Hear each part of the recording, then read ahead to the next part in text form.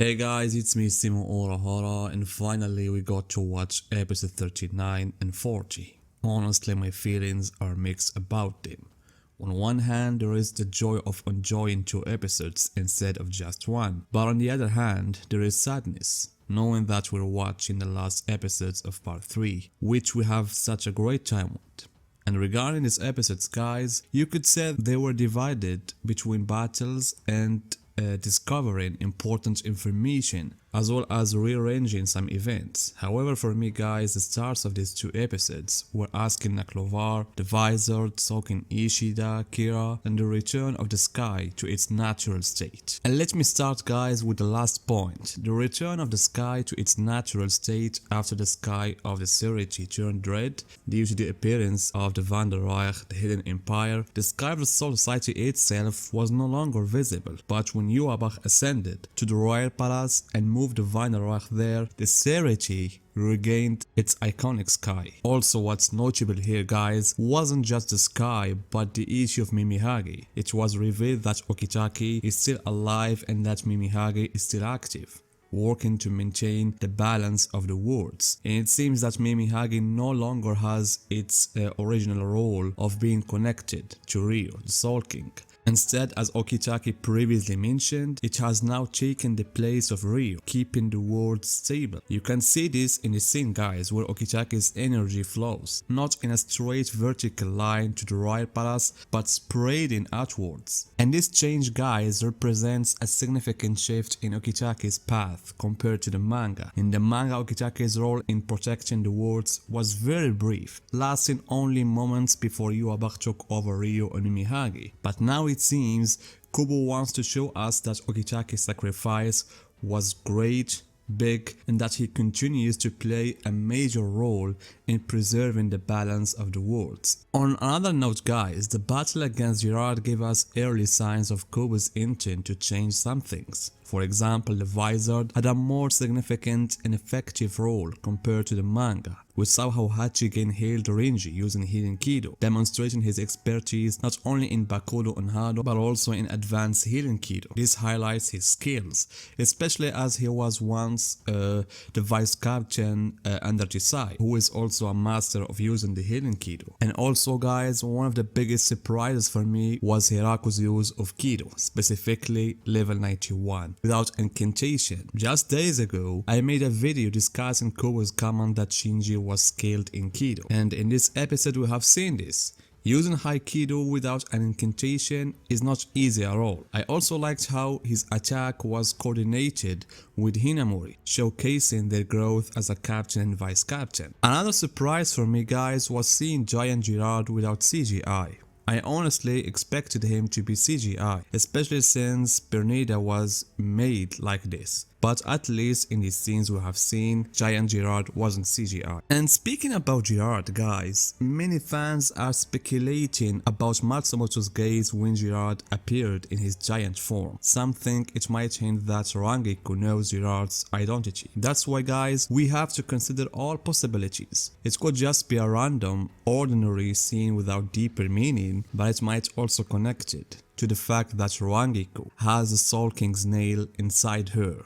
as mentioned in the novels. However, the novels guys are becoming more independent, meaning many of their events might no longer be canon. For example, the return of all the Vizard's leaders in the battlefields contradicts the novel, which stated that Kensei, for example, was still recovering after the war. Yet in this episode, we saw them return and use their masks. As for Matsumoto guys, before the Quincy arc began in the manga, Kubo mentioned that her past would be a key in this arc. And Kubo's words implied something significant, but what was revealed, that she carried the Soul King's nail, didn't feel as impactful for me, unless Kubo plans to highlight something different from what was said in the manga. And Asken also revealed crucial information about Gerard and Pernida's identities. He confirmed that Pernida is the Soul King's left hand, while Gerard is the King's heart. And more importantly guys, Asken raised the question, how are their Quincy's connected to the Soul King,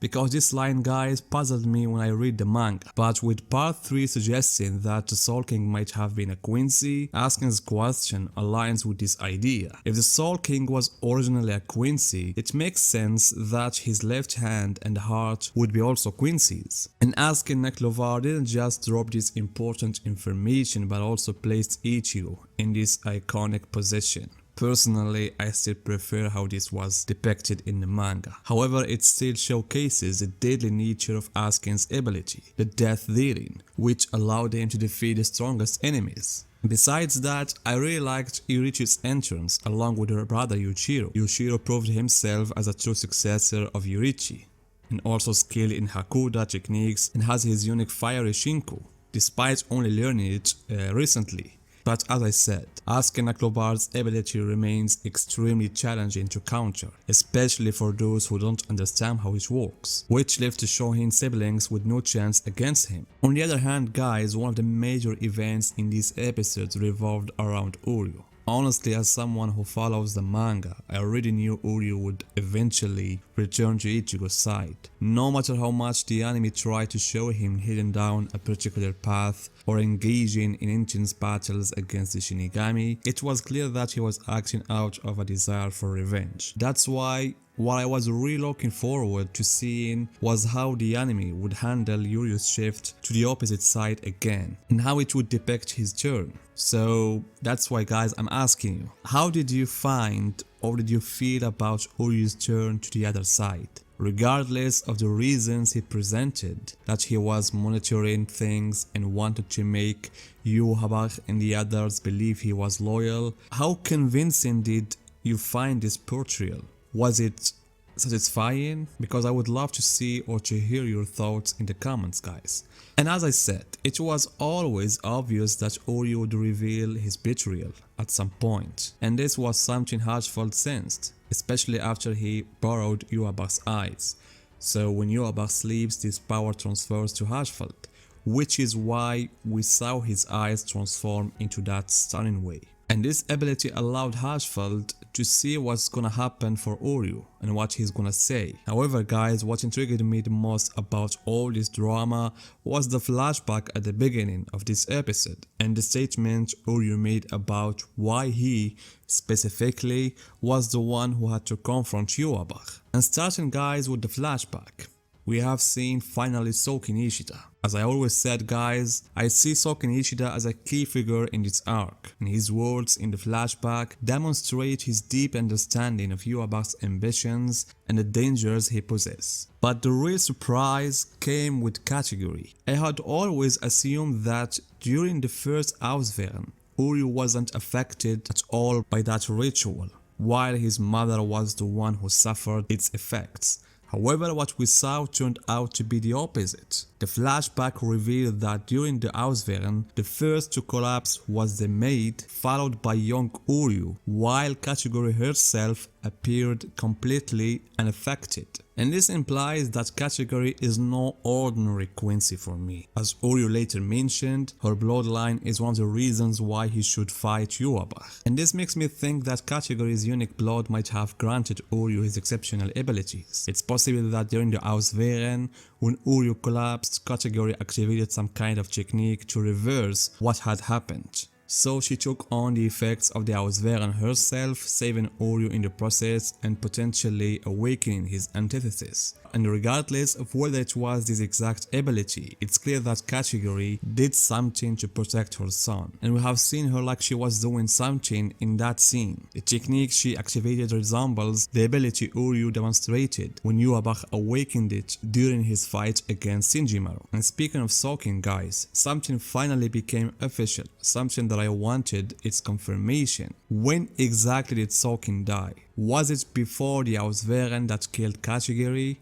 and Masaki, or after? The answer we got is that it happened after, and this was revealed in this scene where we saw Uryu standing by Category's grave. And this, guys, adds weight to the theory that I have been saying, that Yhwach might have been responsible for Soken's death. And also, guys, there is another point that I want to discuss regarding Category and her potential role in the final battle of this arc. but I'll save it for another video. As for Ishin and Ryukin's early arrival, I hope they will have a bigger role in the next core with more flashbacks and battles involving them.